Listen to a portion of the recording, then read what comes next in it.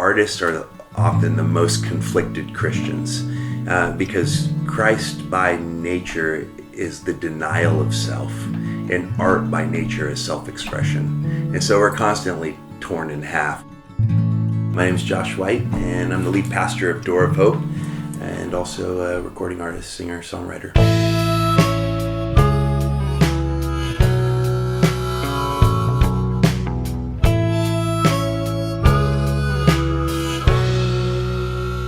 I was a kid who always preferred dancing and singing over sports.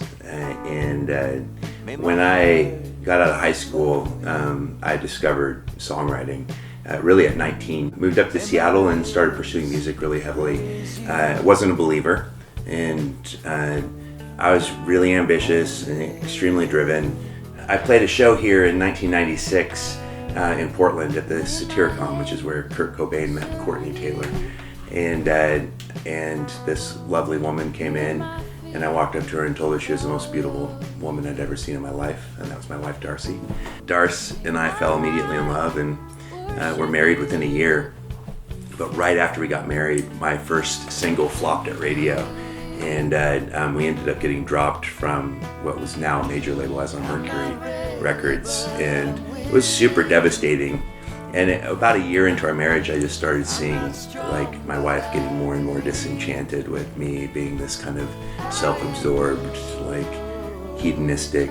I mean, I was very much involved in a lot of drugs and just the whole culture that went with rock in Seattle in the 90s. Here I am at 27, and I just picked up a Bible that my mom got me when I was 21, and I began reading through it, reading through the Gospels, and I found this little Calvary Chapel church in Wallingford, Seattle, and started going. And I quit my band that I was in, and I sort of had this conversion. And then all of a sudden, these songs, what was love songs for Darcy, now were love songs for this new faith I had. And my pastor recognized it and asked me to lead worship. But yeah, it quickly became this thing where it just started to grow. And before long, the owner of Tooth and Nail Records was coming to the little church I was at. They offered me a record deal right around the time that my wife actually came to faith.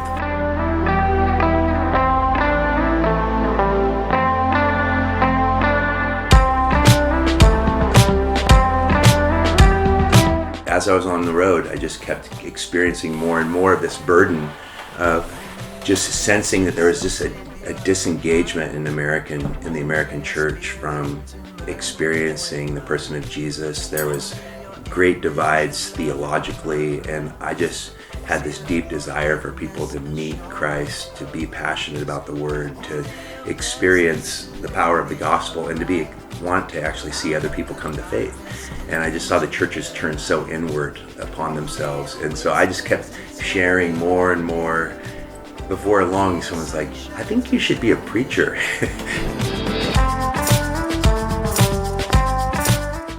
I reconnected with an old friend who was also on Tooth and Nail, John Mark Comer, who's the pastor of a church here in town called Bridgetown. And he offered me a job to come and be a part of the teaching team and be the worship pastor for what was at the time a church called Solid Rock.